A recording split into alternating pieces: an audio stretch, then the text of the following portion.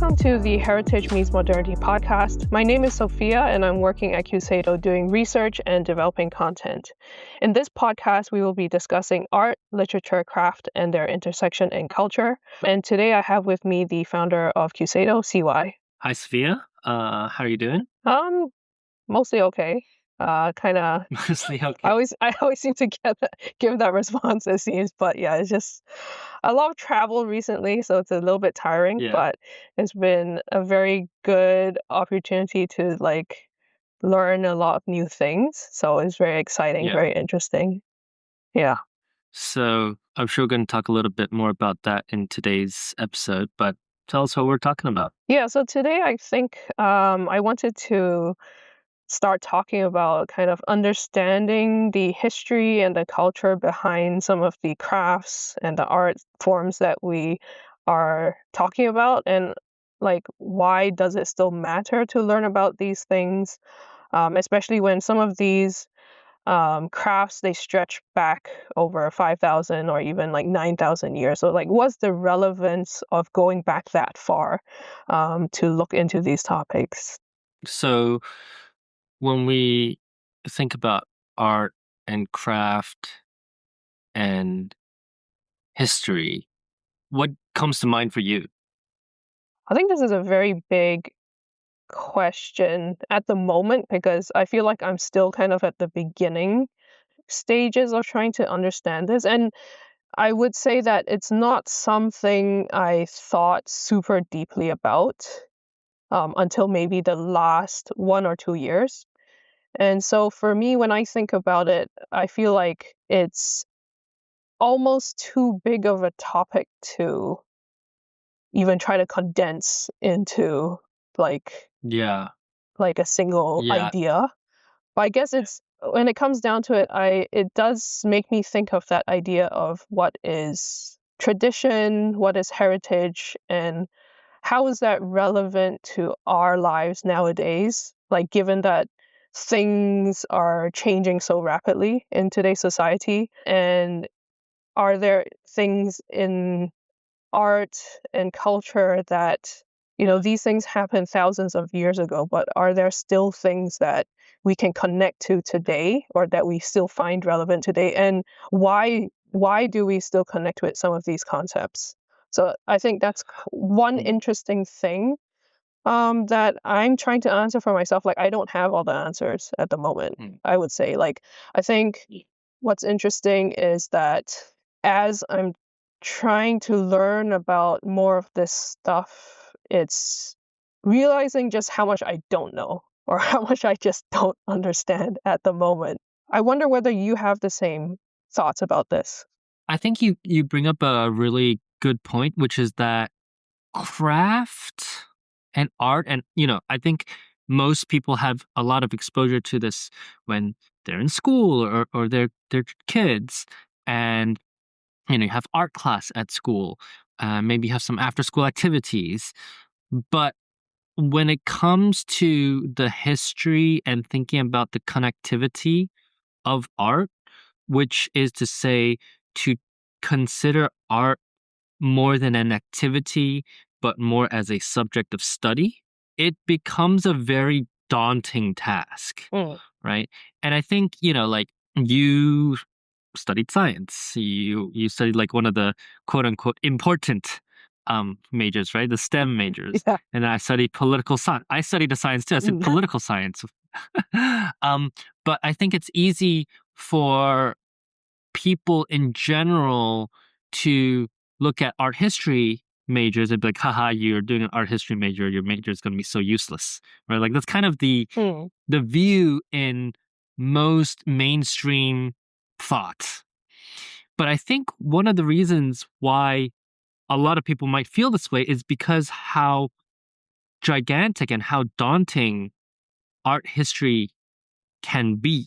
We're not an art history podcast, so I don't think we're going to be talking too much about art history in the sense of a chronological way of seeing art history. But I think the history of art and how it impacts us today is actually something that deserves a lot more respect than its being given. Yeah. And because it's so daunting, many people prefer to stick with art and craft, which we have established in the last podcast, meaning different things, as an activity rather than as a philosophical or intellectual way of engaging the craft or the subject matter. But at the same time, I do think that the history of art matters greatly, right? That's why people like to go to museums. Yeah. So I also don't have an answer to this, right? I don't have an answer to um, what it is. But I think today what we can talk about, which I think will be interesting, is why do we think it's important to understand the history and the culture behind art and craft and design? Yeah. I guess from my perspective, like I guess where my interest in this kind of started is through the urushi work that I've been doing. I think like a lot of people, like when we first want to get into a new hobby or like craft like urushi, at the beginning you're not necessarily thinking about the history behind it, or like you're not thinking about why it came into existence or like how do people use it in the past. It was more of like, oh, this seems like a cool thing, let me just like give it a try, right? But I think at a certain point when you're like really into a craft, especially for something that does have such a long history, I think it's quite interesting to work with a craft knowing that it's been around for thousands of years at this point. And I think for me, there was a certain turning point where at the beginning, all the information that I was searching for was mostly technical information or like factual stuff, like, oh, what are the curing conditions? Like what temperature is required, what humidity is required, or what type of urushi is suitable to use for different techniques. So it was all very technical and in that sense easy to pick up. It's easy to understand. And easy to apply as well. And easier to apply.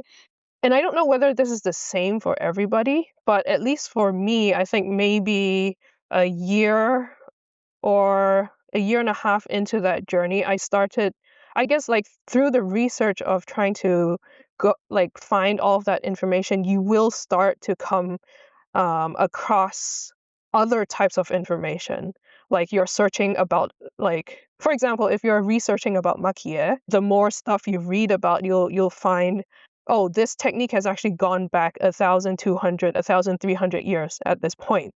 So I was like, okay, so how did this even develop 1,000 years ago when like back then, obviously they do not have the technology that we have nowadays. How did they figure all of this out at that time, and how did it evolve over the different like time periods? So through that, then I guess I started to get more exposure into more of the history side of things, the cultural side of things. And it's one of those things where you just follow your own curiosity, I suppose. And right now, I still have way more questions than I have answers, I would think. Yeah, at least for me, this type of interest really did come from doing the work myself and somehow feeling like I felt a need to understand where it came from, how did it develop, and as like what you said, as a form of respect to the craft. Like you don't want to just, at least for me, I felt like I wanted to try new things, but I also felt like I needed to understand where everything developed up to this point, and why certain things are done a certain way. It's not just because someone told you it has to be done a certain way, but there is like that long history behind why this process is done that way. And then through that, then you as a artist, or even if you're just doing it as a hobby, you can then decide whether you want to stick to those methods or you want to try something new. But I think you do need to come from that understanding before you kind of completely do something different. So I have two questions for you. The first one, I think we are probably in agreement but I just want to get your take on this. Do you think it's important for somebody, or do you think the order is important for somebody to learn the history first before they try the craft? Or do you think it's okay? Do you think it's possible for somebody to get into the craft first and then learn about the history? So I think it's okay to actually get into the craft without necessarily knowing about the history, because that's the nature of a lot of crafts or hobbies nowadays, because Right. now this type of information is no longer passed down like within families, or like in, unless you go to an institution or like a vocational school, like an art school, to specifically learn about this thing, you won't have that knowledge. So I think my distinction comes where if you're just doing it as a hobby versus trying to do it more in a professional sense.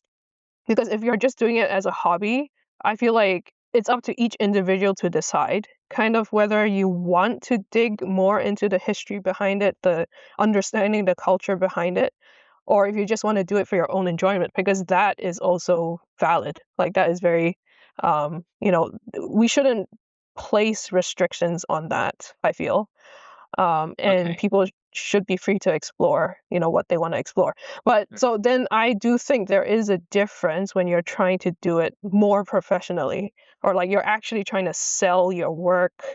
Yeah, then I feel like there is almost a responsibility on yourself as the artist to in whatever medium you're working with, like not just urushi, but in this case, because I am more familiar with this craft, so I'll speak from that point of view. But it's like knowing that urushi has such a long history, and also tied to not only Japanese culture, but like Chinese culture, Korean culture. A lot of the East Asian countries work with urushi. And I don't know, there's that sense of responsibility of you kind of need to know where it came from and how it's been used.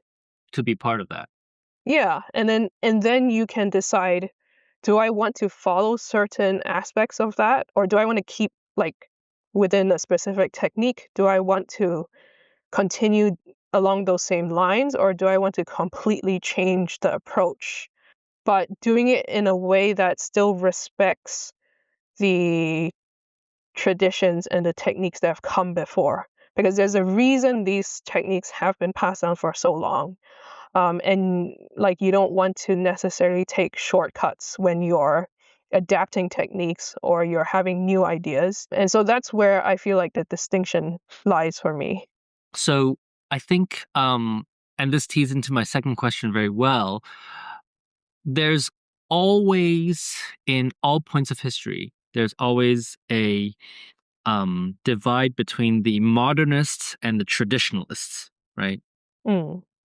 And on the extremes, the modernists, and you can actually hear certain urushi in this example, but uh, not only, but particularly some Western artists saying that in a way it's interesting because they entered the craft without knowing the history, but without having the dogma of the history, right? Without having the restriction of the history.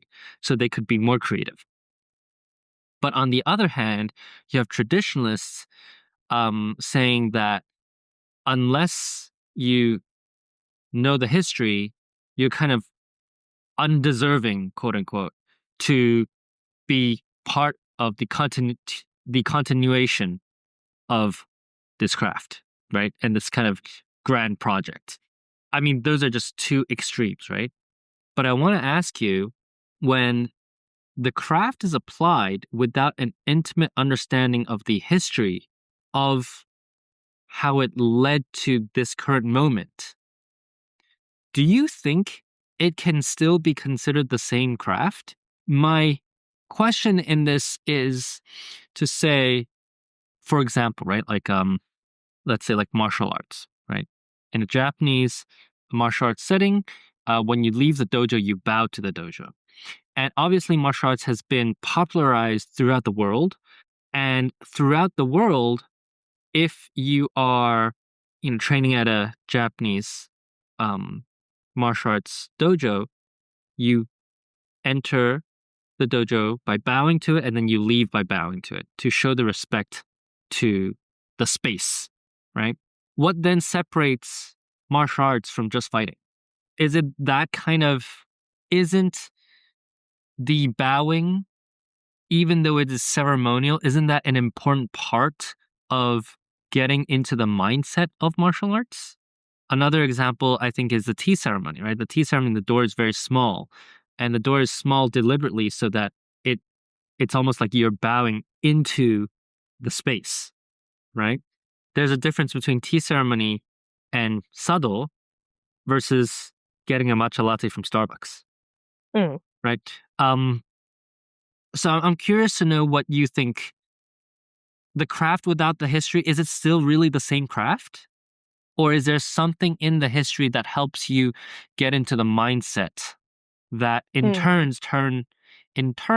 turns your work into the lineage of that craft? I think this is a very interesting question. And it is something that I have been thinking about for a while. Yeah. Because I kind of see the value of both points of view, where like if you're coming into it with new eyes, like without the like you said, the dogma of the history attached to it, I think that's where a lot of creativity can come out of it, a lot of new ideas. In that sense, you're not exactly tied to a lot of, maybe some might consider, old-fashioned values. But at the same time, the longer I work with urushi, and I don't even feel like there's a logical explanation behind this, but I do feel like there is that connection with the craft the more I understand the history of it. Or at least it ties into the emotional part of it. Because like learning all the technical stuff, that's in one sense very logical. You're just following instructions, like step 1 do this, step 2 do this. You don't need to bring in a lot of your own personal feelings into creating the thing. But then when you're actually trying to create it as some form of art, then I think the emotional connection, that is very much tied into the culture and the history behind the craft as a way to understand it. And I don't know if I have the words to express this clearly, but it's like I think for anyone who's done any sort of craft themselves, maybe you guys would understand what I'm trying to say here, but it really is, I guess, the emotional connection, and that is very subjective. That's like for each person. I think why it's difficult to put into words is because it does have that subjective element into it, because when you're creating something, it's like you're trying to find what is your own connection to the work. Like, why do you even want to create this thing? Why do you choose these motifs? Why do you choose this design? It's like one of those things where, at least for me, I do feel like understanding the history behind it. And the history is not just like the facts, like, oh, this was developed in this Edo period, or that's like the factual side of things. But it's like also understanding the mindset and the philosophy behind the people who were involved in creating the craft at that time period. Like, why did they choose these motifs, or why did they choose this type of a technique to express these certain designs? I think that's where that more emotional, or like the deeper connection, comes in to understanding that part of history.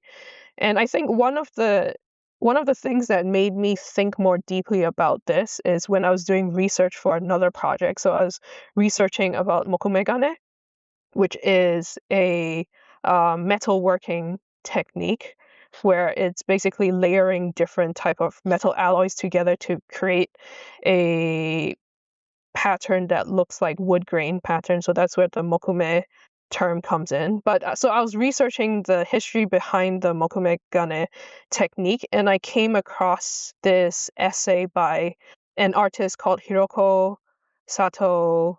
Pianowski?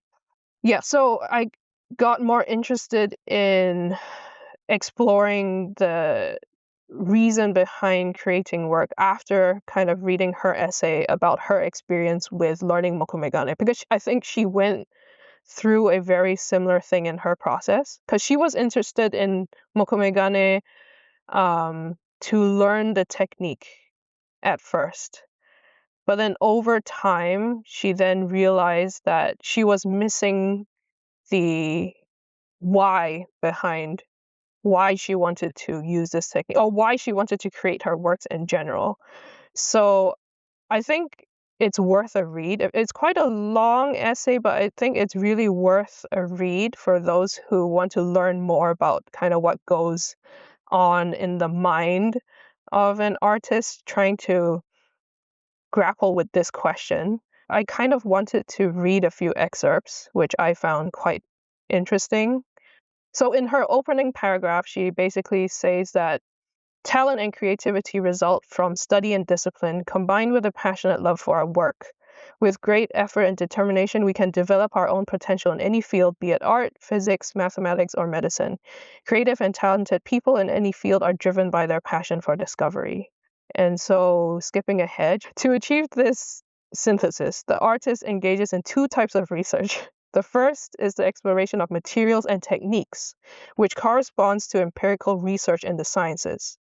So this is what I was alluding to, talking about earlier, with just like trying to find the factual information. And then she goes on to say, the second type of research is related to the development of concept and content. To accomplish this, the artist undertakes the study of his or her world, receptive to all manner of stimuli, both external and internal, concrete and emotional. The information is absorbed and consciously and intuitively reinterpreted in a manner that may reveal some personal or universal truth.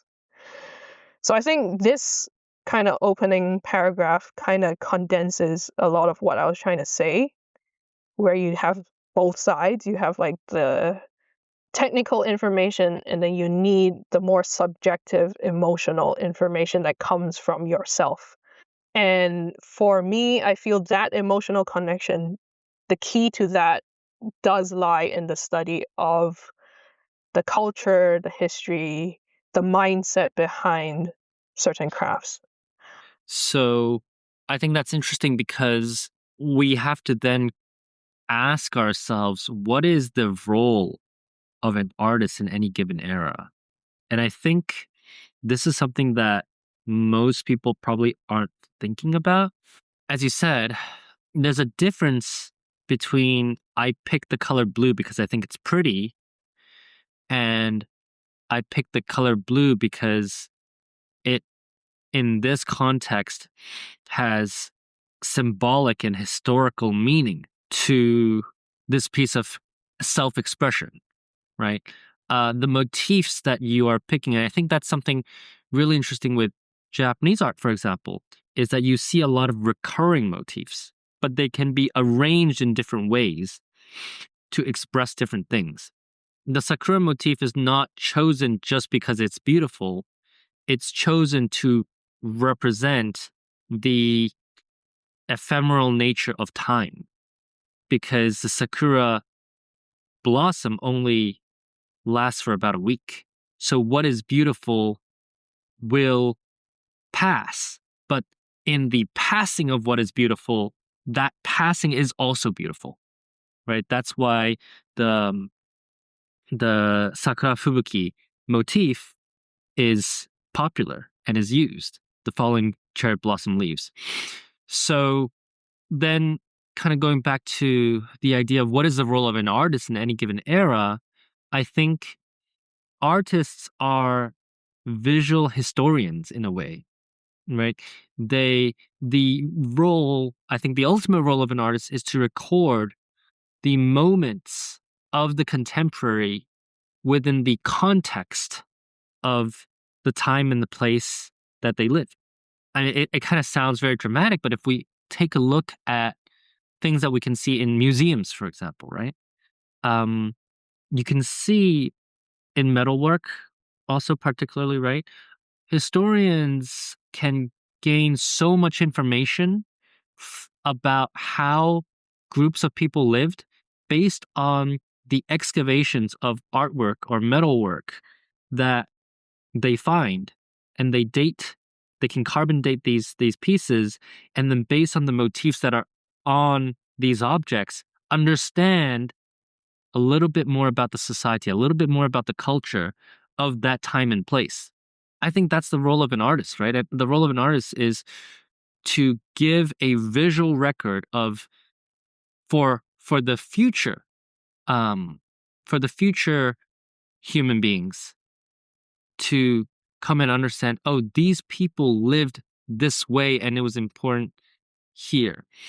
I think getting outside of Urushi, calligraphy is a really interesting craft that does this quite well, because for what we now know as calligraphy, once upon a time was just known as writing. If we take the Eastern scripts, right, there are 4, maybe 5 major Eastern scripts, and the development of those Eastern scripts can tell you the styling of or the mindset, like you said earlier, right? The mindset of the people that were using it and how it developed into the modern form. Interestingly, the Chinese characters have not really developed in changing of the styles for the past, I want to say, around 2,000 years.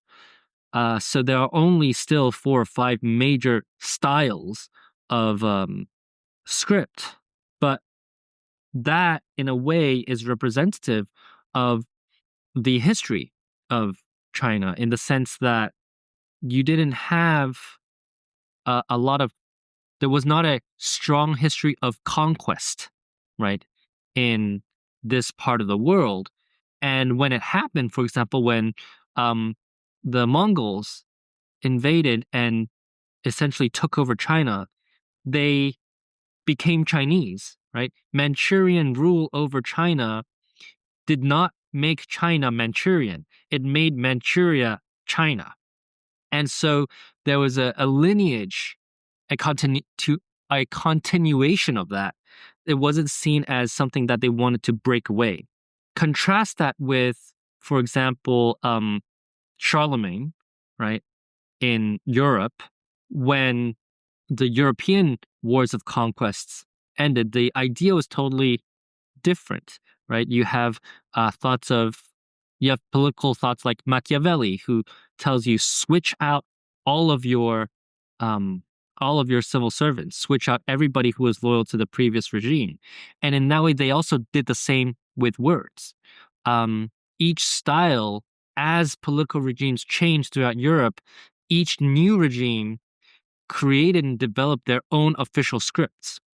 And upon the end of one regime and the beginning of the other, you have a change in how people wrote. So a lot of people might not know this, but lowercase didn't exist for a long time until essentially almost the time of Charlemagne, right? Until the Merovingian scripts, that was not, in the grand scheme of things, not super, super long ago. So for a long time, Latin characters only existed in the capital or in the uppercase. What I think then we need to remember is that, and I think this is something that's easy to forget, but we too one day will be part of history, right? So, and we see this in writing, especially modern contemporary writing all the time. There's less and less dedication and thought given to the forming of characters and penmanship. And I think there's a modernist tradition, or there's a modernist faction that says, well, it doesn't matter if your handwriting is good or bad, which to a certain extent is true. It's only embarrassing, but ultimately it doesn't really matter that much. So I think it's something that's really easy to forget, but we too one day will be part of history, right? We will become part of somebody's history. And people will talk about and study the way that we live today. And I think an interesting question is, how will we, as artists and as people in this era, how and where will we be situated in the flow of history? What do we want to make the defining aspect of our era, right? Of this information and technology era? Because, I mean, one of the possible futures is that we will be the era in which people forgot how to write, or we will be the era in which people no longer placed emphasis on art. And that happened before too, right? That had happened in Europe, for example, in the Dark Ages, right? It happened in China during the Cultural Revolution. I don't know if this is politically okay to say. Maybe we're going to be censored in China, but I don't know. But that's something that I think needs to be considered. A thing that I don't know if you've come across in your study, going back to words and language and calligraphy, is that wartime Japan only used kanji and katakana and did not use hiragana.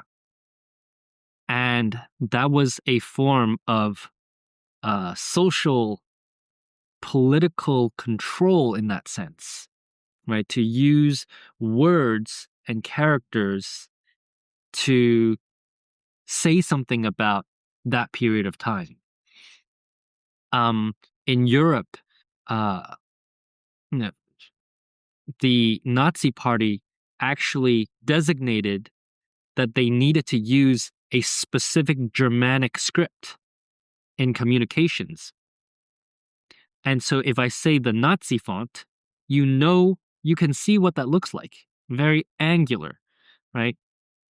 Very almost runic in that way. But there was a whole mythology behind that as well. So words, letter forms, art, all will come together, whether we intend to or not, will come together to define us in this period of time, in this period of history. How we then choose to express, I think, then becomes extremely important, right? Because as artists, if we choose to select blue simply because it's pretty, that is how we will be situated in history. This will be the era in which we chose random colors just because they look nice. Or we could be situated in history as an era that continues to choose and select motifs for what they mean in the culture and the context in which we are and in which we exist. And then adding to the mythology, adding upon what currently exists into the pantheon of culture rather than branching out. And then maybe somebody who selects the color blue, I'm just using blue as an example, maybe that'll develop its own mythology later on.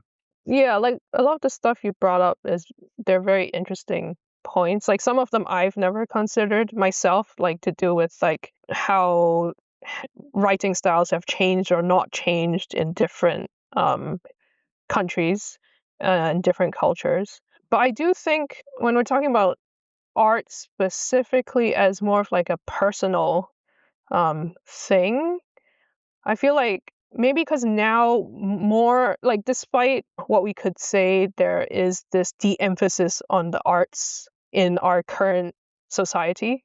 But I do feel like there is more opportunity now than ever for people as just like individuals to explore their own artistry, explore their own creativity in a way that's just like very personal to themselves and is not necessarily tied to any deep historical or cultural context. I agree, but what we put out will become history, even though when we are putting it out, it is for ourselves. Yeah, yeah. So I think it's interesting to think about like what is the purpose of creating things?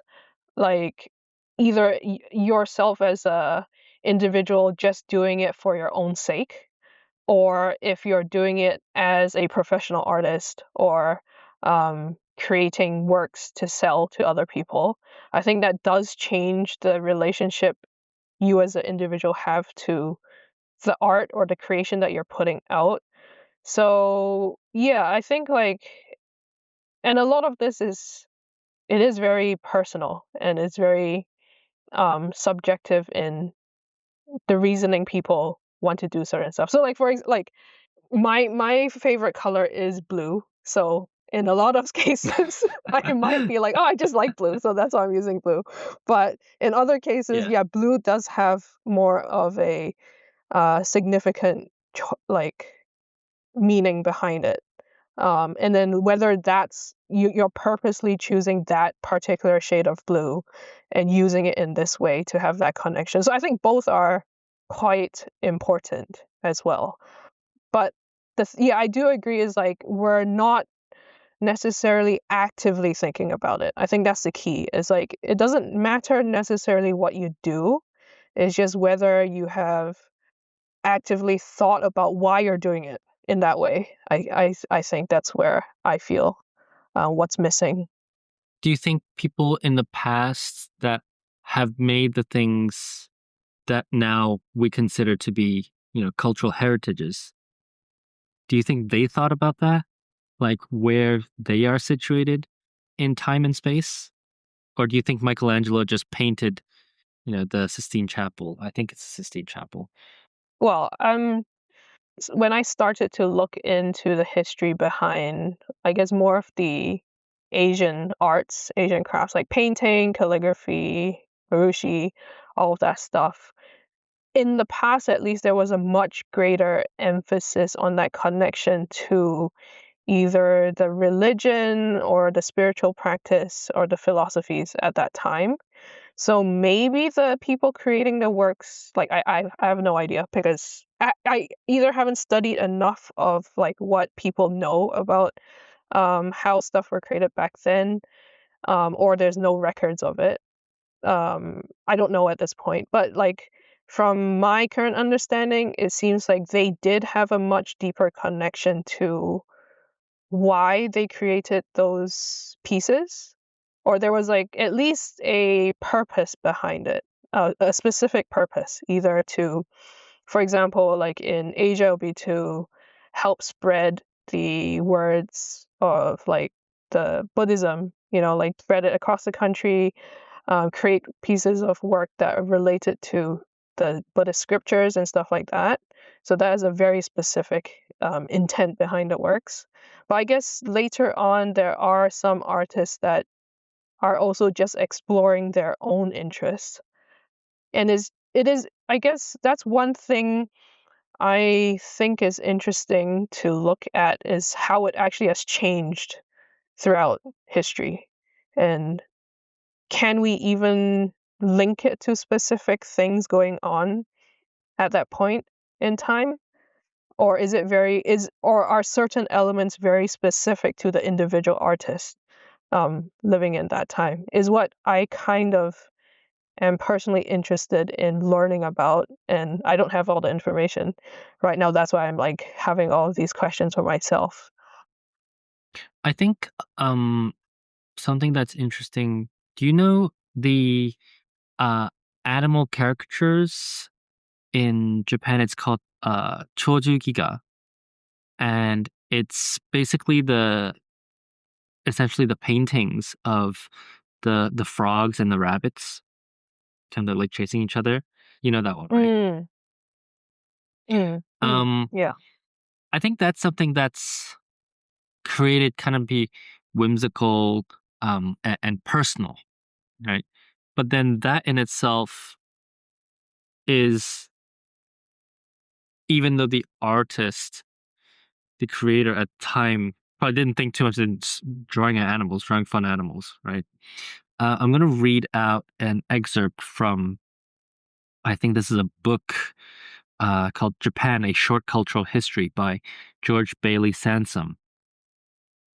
And he writes, the work belongs to the decline of the Fujiwara period, but it expresses in one of its best aspects the artistic spirit of their age. The artist is a delightful draftsman. His pictures of animals disporting themselves in the garb of monks are alive with satirical fun.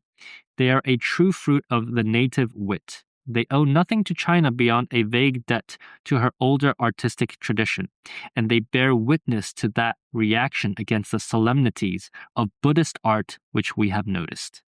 And so this is considered like one of, or considered the oldest manga. But something like that, like the Choju-giga, you see and it's actually an awesome piece of art. It's so cool. And the artist probably at the time was just express his own like personal worldview, but again places that in the social commentary in that sense, right? But social commentary in the sense that it's how this individual perceived that time, right? It's even though we can't meet this this individual, we can kind of glean a little bit of insight into how they are or how they were thinking and how they saw life at that time through this piece of work. I guess that also speaks to something just like within humans or like the human psyche, is that there's always that need to express yourself in whatever form you choose. So in this case, it could be like drawings, could be paintings, but it could be in other forms, like not necessarily just like art, but either the work that you do or like writing or yeah, it's just, I think like what you said, it made me think of one of the recent exhibitions I went to in Hong Kong, where it's very much more of like modern art as a commentary on society. So the exhibition is called Stay Connected: Art and China Since 2008. So it's an exhibition that explores social changes in the 21st century, China and globally, whereas like basically mostly Chinese artists, and it's really specifically to do with their commentary about society nowadays. So obviously this form of art is very different from the type of like visually very different from the type of art we would see hundreds of years ago or like 1,000 years ago. But I think the idea behind it can still be very similar, as in it's an individual commenting, like having their own point of view on what's going on in society or reflecting on either the challenges or the fears and concerns about the current state of things in today's society. So I think it is very interesting to see that even though visually a lot of these art forms are different from each other, but the concept behind them or like the spirit behind them might be the same. It's someone trying to express themselves in a form to put out to the world. And like you said, like people in like 50 years, 100 years, they'll look back on what's being put out today, and that's a commentary on how people view the current society or like how they're living their lives nowadays. So I think that's very interesting to consider the role of art throughout history. And obviously, like, why is it still important that we pay attention to these type of things like right now? So then the role of art throughout history, if that is important, gets us back to the topic of, is it important to understand the history of the role of art? Yeah, so when it's put that way, it's like we can see how by understanding the history of art, we not only have that connection to the people who lived back then and how they viewed their society, but I feel like there are a lot of actual common elements that we can find even, 500 years ago or 1,000 years ago.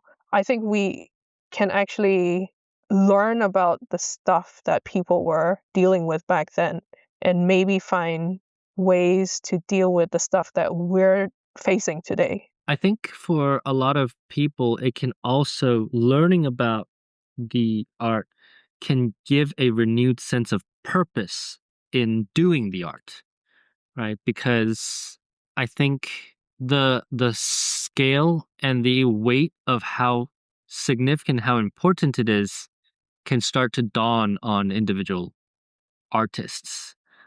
For example, like you are doing urushi work, right?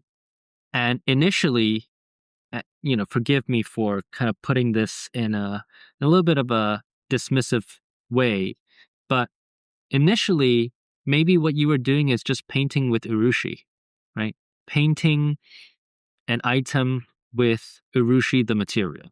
But as you study the history of it, there's a more profound understanding of this is something that connects you to thousands and thousands of years of history, right? It's something that connects you to your ancestors and will continue to connect the future to you. And so if you don't do this work, right? If you don't uphold the tradition of that, or if nobody upholds the tradition of it, then it goes away. And people lose that opportunity for that connection. So even if, you and I may not become the urushi masters that people will remember for, thousands of years, we still play a part, we play a role in that, right? We play a role in the understand dissemination. And that gives us, at least on this podcast, it gives us a sense of purpose of why we want to do this too, right? Why do we want to take something that is, in the grand scheme of things, relatively obscure, right? And try to inject that into the mainstream. Yeah. I think that the point you raised up about, like, at the beginning, it really was just urushi as a material. And then the longer I work with it, think about it, it's like, okay, then what distinguishes it from just using paint? So I think that's why over time it has become more important to me to have that connection with the history behind it, the culture behind it. And I feel like that's where this type of discussion, or like at least the information, is somewhat missing um, in the mainstream. And I think it's because urushi has, up to this point, it has struggled to continue. Like the numbers of people just working with urushi has been on the decline for like the earlier part of the 20th century. And it's only recently where we do see some signs of it becoming more popular. But as a result, this type of information has lagged behind. And so, like, as more people try to learn more about it and get into it, I feel like there is that need to at least have this information in an easily accessible way to those newcomers, like the people who really want to learn more about it, but it's just quite challenging to find the information on your own, which is what I've been trying to do essentially. So that's partly why I feel more passionate about learning about this stuff, because I just know how difficult it is to even find the information on your own. And just like wanting to consolidate all of that information and put it into some form where other people who are interested can easily access it, I think is quite important if we want urushi or like other forms of craft to be able to continue that lineage into the future. And I think then that's why, from a company perspective, something that we want to do is to deeply understand the history of that art and the context in which that was created, and think about how we can continue these designs, maybe motifs, but bring them into the future and give the spirit of the culture a platform in which it can continue to survive. You and I, we were talking about a brand called Songmont, and they recently, or I don't know if it's recent, but they have a bag called the Luna bag. And from afar, the Luna bag just looks like any other hobo bag. It it's a curved hobo bag. But what makes it interesting is the idea behind the way that they use their metal furnishings to resemble joinery, traditional joinery techniques that were developed thousands and thousands of years ago. And to take a look at, for example, in their case, Chinese temples and the shapes of the temples, right? How they flare out and upwards as a way to influence their design on their own bags. Whereas the opposite can easily occur where there are brands out there that say that they sell kimonos or kimono inspired things, but are essentially just bathrobes. Or maybe they even design it with buttons, but they have it, they have the wrong side facing upwards, which traditionally is for dead people. That's how you address dead people. And without understanding the cultural history of that, you could be creating an item or creating a design that has a completely different social meaning. I think from our perspective as a company, what we want to do is we really want to pay deep respect to what those things mean and what those things are before we produce or before we go and create or integrate those into our product design. And how do you feel about that from your perspective? Because you and I, we kind of work on different roles in the company, right? So how do you feel about that? I do agree with all you say about what you've mentioned so far. And I think that example of the Songmont Luna bag is like a very clear example of how these type of elements can be incorporated into a design that works very well. And it's not just there for the sake of being there either. Like it has a functional purpose. It has a design purpose. And that's quite challenging to do well, I would say.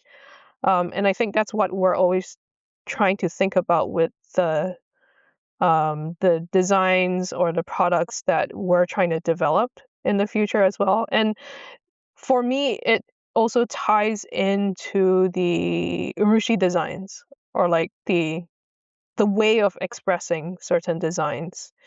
And I think this is something that I'm still learning for myself. Like you said at the beginning, a lot of the stuff that I tried out, just for fun at that stage, I wasn't like selling anything. It was not really tied to any specific meaning. It was just like, oh, this looks like a cool thing, or like this technique is a cool technique. Let me just try something. And in that sense, there was no deeper layer of meaning or thought given to it, which is fine at that stage, I would say, because you're just experimenting and playing around. But I think like for me as someone who is trying to move past that stage myself, like I'm trying to work on designs or think of designs that have greater meaning for me, and it's understanding what that actually means. It's like when I say why do I want to work on stuff that have meaning? I don't have a clear answer for that either. But I just have this feeling inside of me where if I want to intentionally create something that has meaning, then I do need to draw from a wider pool of knowledge than what I had in the past. Like I would say now, I do have more context behind certain things. For example, like the red and black urushi. Like, why is this so important? Like I had no clear understanding about it when I first started like 3 years ago, but I think now I'm starting to have a much deeper appreciation for why those two colors are so important. Why do we still see them used in tableware today? And it's not really been changed that much.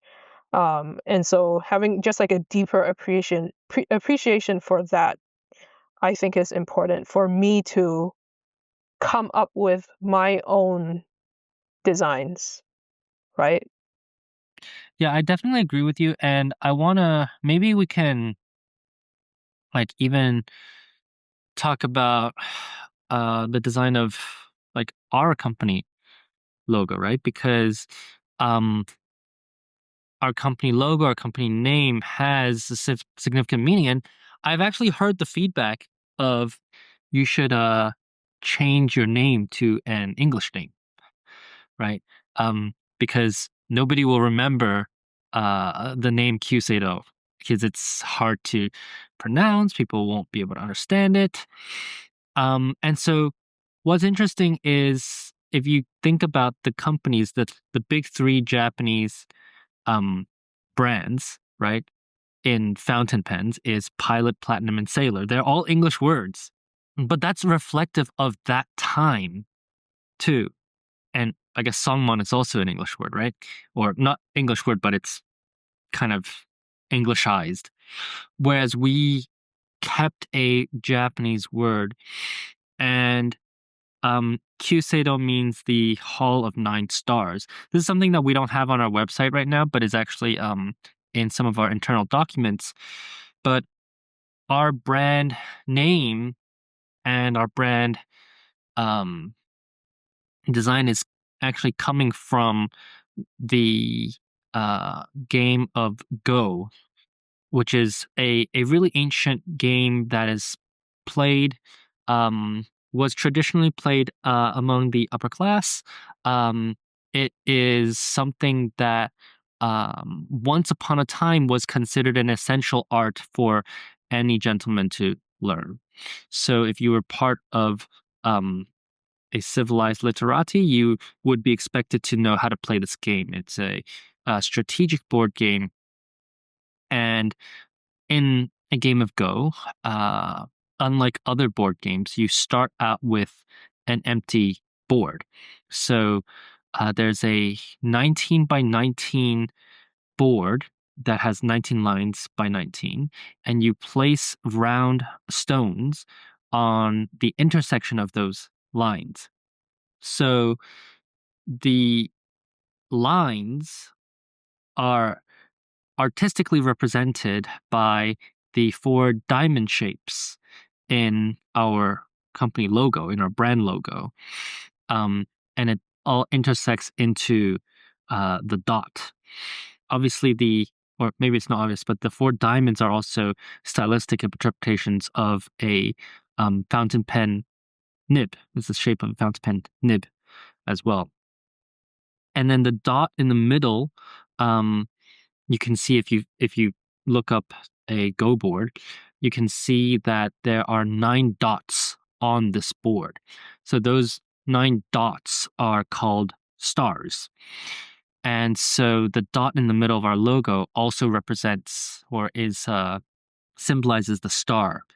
And Kyuseido means the Hall of 9 Stars, as a reflection of the 9 stars that are on the Go board itself. But additionally, we chose the game of Go because the game of Go, like I said, just like writing, is something that was expected of the literati and was used as a method of strategic communication. In a sense, very similar to writing, you need to have 2 players to play this game. Just like in writing, how you need to be writing to somebody, even if that somebody is yourself in the future or that somebody in the past, yourself in the past. Whether it's to another person or to yourself, you are always 2 different ideas talking to each other. On the board, the 9 dots are called stars.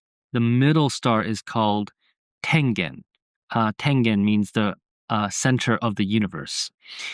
So just as how in writing a blank piece of paper is a canvas for us to create worlds and universes, the Go board itself is also a universe unto itself. So we have then the circle around the diamonds to represent the stone that is placed upon the intersection of the board on a star itself. So that's the symbolic representation of the logo. And again, the word 9 is important because there are 9 stars on the board, but also 9 in Japanese is a homonym for the word ku or eikyu, which has a meaning of eternity and time. And you'll notice that then on our logo, there are 9 elements for diamonds, and then the 4 parts that make up the circle, and then the singular dot in the middle. So even our logo is taking into the cultural, or is drawing heavy inspiration upon the cultural understanding of this game that is a symbol of intellectualism, and has been a symbol of intellectualism for thousands and thousands of years. And it kind of represents the hope that we have for our brand. And something like a company logo is actually loaded with a lot of historical, a lot of cultural meaning. It's infused with a lot of meaning, right? The word 9 is, it means eternity and time, but it's also symbolic of what we hope our brand will be, something that withstands the test of time as well, that can last for a long, long time, which, when we bring to maybe the context of like Hong Kong was signed away to the British for 99 years, but at that time, 99 meant in perpetuity as well. So these are kind of like the word plays in the language, and then you have to study the language. You have to study obviously you have to study the game itself. You have to study the philosophy behind the game, the philosophy behind what the state of the board means. And then you can get to, okay, how am I going to design my logo, drawing inspiration and drawing drawing from the cultural context of this inspiration to create a symbol that is actually, I think, quite modern, and is in fact also and it's in this particular shape because this is the traditional shape, a modernized and stylistic version of a family crest in Japanese tradition culture as well, right? The kamon. So when we are thinking about a logo, which we did, almost 3 years ago now, more than 3 years ago now, actually, then that's how we are using the study of history to create this piece, which is, you can consider that art, you can consider that something else, but that's how we approach it as a company. Yeah. And I think this goes to show just like how much thought and care goes into creating something some people think is relatively simple, just like as a logo, but there's a lot of meaning behind every part of the design. And that's something we're trying to bring forward to all the other stuff we put out as well. Yeah, and that's why I think that like it all ties back into why we feel like digging into the history, the culture, understanding all of this, even though it's a lot of information, it's a lot of ideas and philosophies to kind of absorb and understand, we still feel like it's important to put in that effort so that everything can tie together and make sense, and it's not just like a random thing that we put out there. So, having said all of that, we started this episode by talking about how daunting it is for somebody who's just really trying to get into this. And even for us, we have books upon books about these topics.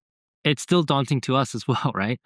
So, where should somebody start in their own journey about learning the history of art or the history of craft?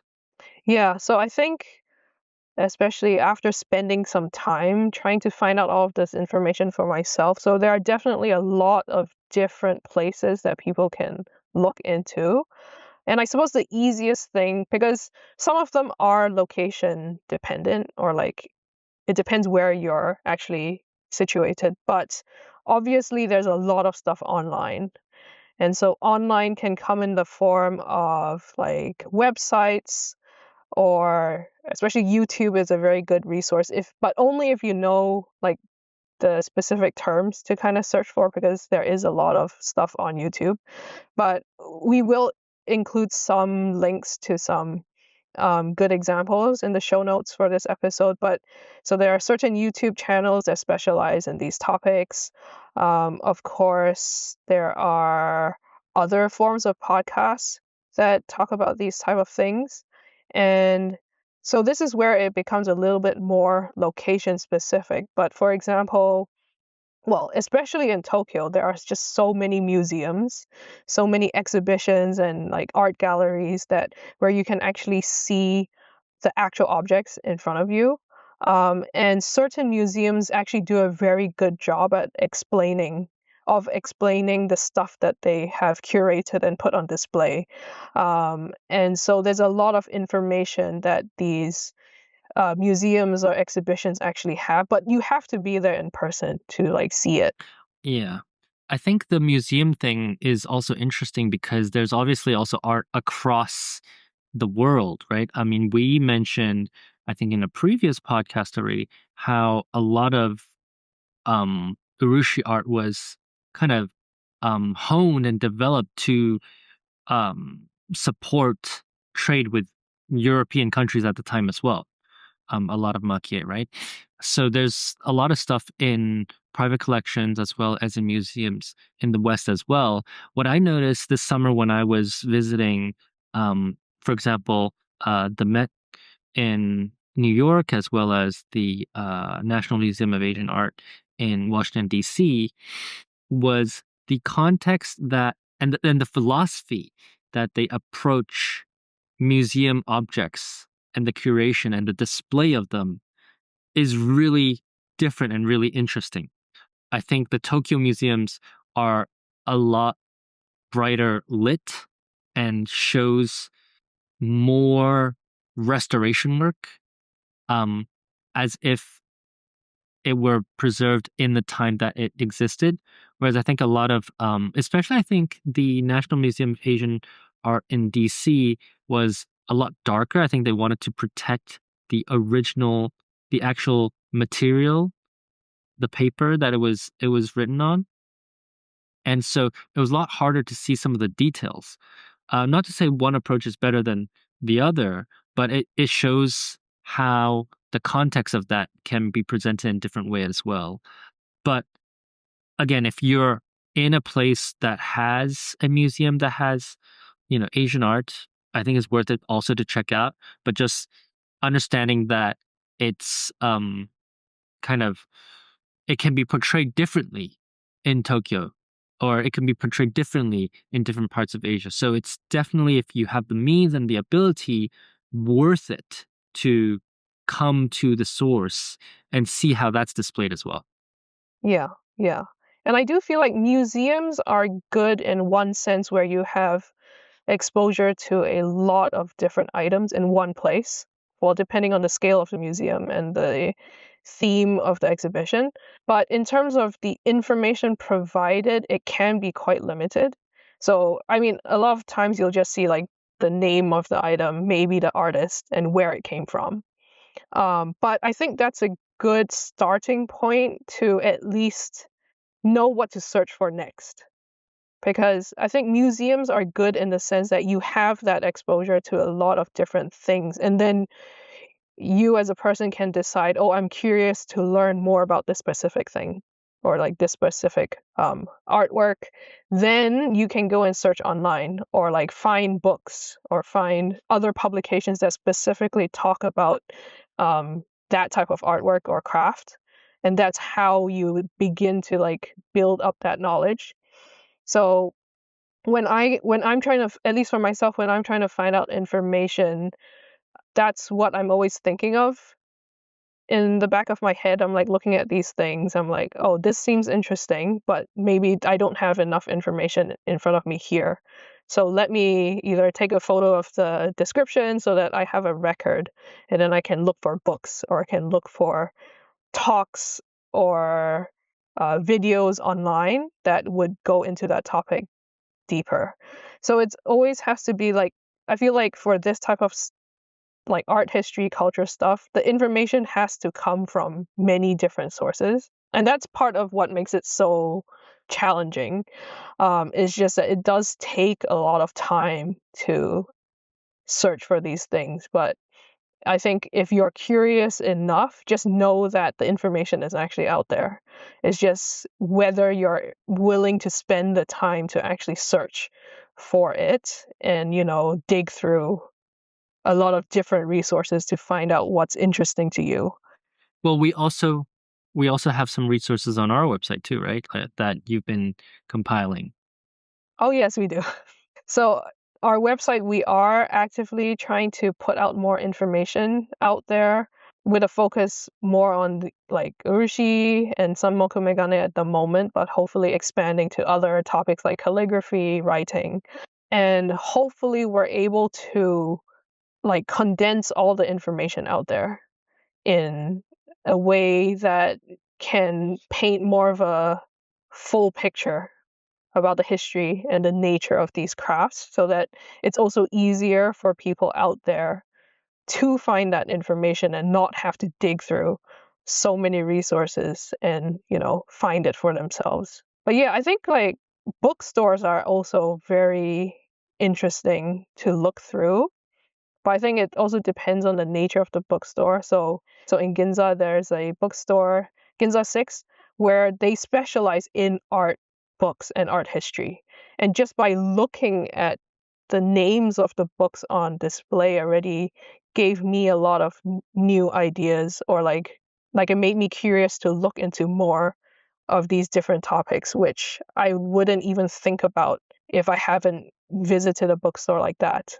So I think just like, yeah, like going out and exploring different types of exhibitions or bookstores or videos, like the more you look into it, the more ideas show up. And that's just like one way to get into it. Although it does get very overwhelming after some point. And also we have podcasts like this, right? That talk about art and culture. And no one source will be fully perfect. No one source will be complete.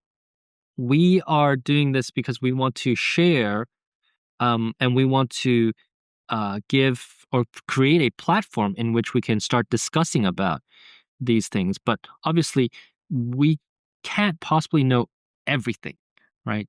So this is a collection of our interests, but what also we find important in this part of life, right? This aspect of life.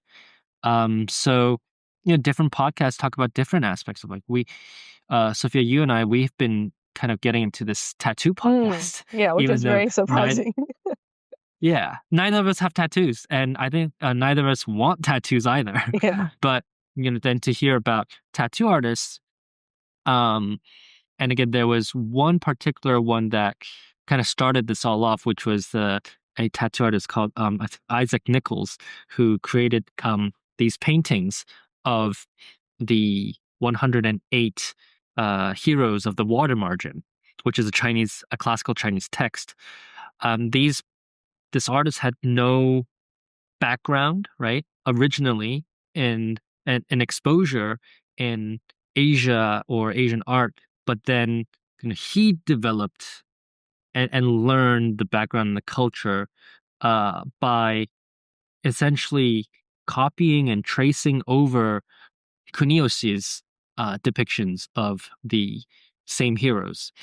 And it's interesting then to see how somebody of a different background approaches the history and the culture of Japanese art as well. And he does discuss this about understanding deeply the original source of the original context. So those kind of podcasts are also interesting as well. Yeah. And like more specifically about that podcast, what I like after listening to several episodes, I think what I really like about their approach is they really do want to get to the root of it. Like I think one of their phrases is go to the roots, not to the fruits, which means basically you really want to go to the original source behind all of this stuff, which I do think is quite important. And that's why I do find a lot of their discussions very interesting, because they're not just talking about tattooing. They're actually talking about the deep history behind the types of stuff that they tattoo, like the artwork behind the tattooing and the cultural aspects behind that. So yeah, there are a lot of other podcasts out there. And I think just recently there was one specifically about knitting, which I thought was also very interesting. It's quite new, and they also go really deep into the importance of respecting the history behind it. Even though knitting can be seen as like a very simple or easy hobby by most people because it is quite accessible to a lot of people, but actually knitting itself does have a very, very long history, deep history, and strong cultural ties to where specific forms were developed. And it's important to them that it's also talked about in a accurate way, where like terminology is not being used in a wrong way and stuff like that. So it's also interesting to see how other forms of craft, like not just from Asia, but also from Europe or the West, like how they approach their own crafts. And there's a lot of overlap. So I think that's where we realize that there's actually a lot more in common than we think. There's also a couple of TikTokers or Instagram accounts that specifically deep dive and focus on Asian crafts is the one that I'm more familiar with. There's one, for example, called Yesterday Japan, that looks into these crafts. There's a bunch that talk about Chinese crafts. There's one account where every day she introduces a different traditional Japanese craft, like a recognized Japanese craft. So there's even a lot of stuff on social media that you can find as well. Yeah, I do follow a lot of the ones you mentioned as well. Yeah, let's try to link some. There's one with I think the guy called Eric, but a bunch of now stylized videos where they video like Chinese traditional crafts, like the Chinese version of kintsugi, for example, right?